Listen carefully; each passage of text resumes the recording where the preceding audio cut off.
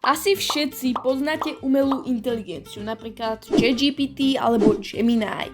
Podľa mňa ho používate čo ja viem na domáce úlohy, ak ste treba žiak alebo študent, alebo určite aj na čo ja viem varenie, pečenie a podobné záležitosti. No a ako si môžete všimnúť, tak my sme v hre Brawl Stars a to znamená len jediné. Brawl Stars plus umelá inteligencia. Nezabudni na like, odber, sleduj ma na mojom Instagrame a Whatsappe a let's go! Takže aby sme sa uviedli do miery, tak vlastne ChatGPT nám vybere jedného brawlera a jednu challenge, čo musíme spraviť vlastne v triu. Takže ja už som studovala trio a poďme si dať ešte toho kúzelného brawlera, s ktorým dúfam, že bude mať šťastie. Prosím! A ako môžeš vidieť, áno, je to Trunk. Je to niečo ako Edgar, ale možno lepší, možno horší, zhodnote vy dole v komentári a poďme na to. Samozrejme, ešte som vám zabudla vlastne povedať, že čo je vlastne tá úloha od ChatGPT.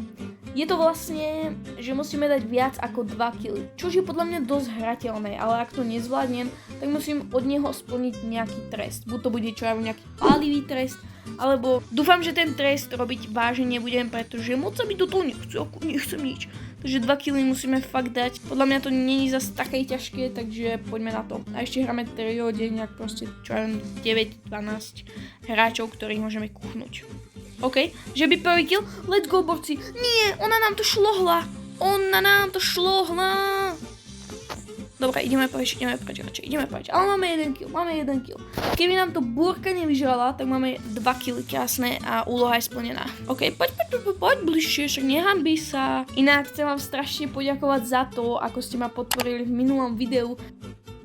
Takže aktuálne som dala druhý kill, pardon, vy ste to nevideli, lebo som rozprával o niečom inom. Takže máme 2 killy a nemusíme robiť nejaký proste pálivý trest alebo niečo podobné.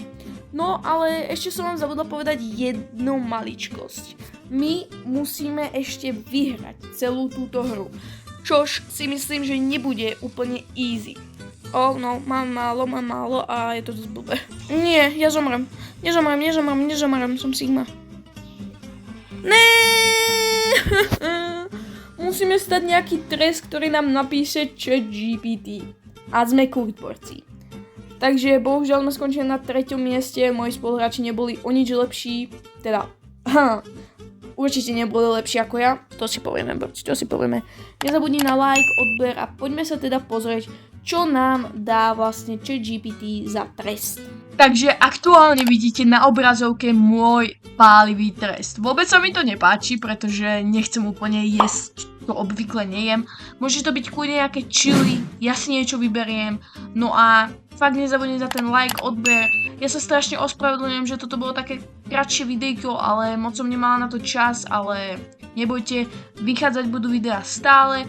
No a poďme na ten pálivý trest. Alebo nejaký iný. Takže máme tu jedno z mojich najneobľúbenejších jedál a to sú brusinky. Dúfam, že to tam dobre vidíte. Ja ich vážne extrémne neznášam, takže poďme ich nejako otvoriť. Dúfam, že ich nejako otvorím a let's go. OK, máme ich krásne takto otvorené. Ja ich radšej nechcem nakláňať, alebo... Jo, vyzerá to fakt takto nechutne. Vonia to ako také čučoriedky. Oh my god, fuj, to má takto nechutnú konzistenciu. Ja to nechcem. Počkaj, ja si tam menej, ten ChatGPT nepovedal koľko. Super. Dobre, 3, 4. Akože fuj. To, keby ste proste si nasypali cukor do úst a k tomu si dali čučoriedky. Je to fakt nechutné, nechápem, ako to niekto môže jesť. To bolo pre toto video všetko, je to naozaj nechutné, kto to je, napíšte mi to do komentárov. No a to bolo pre toto video všetko, nezabudni na like, odber a čus.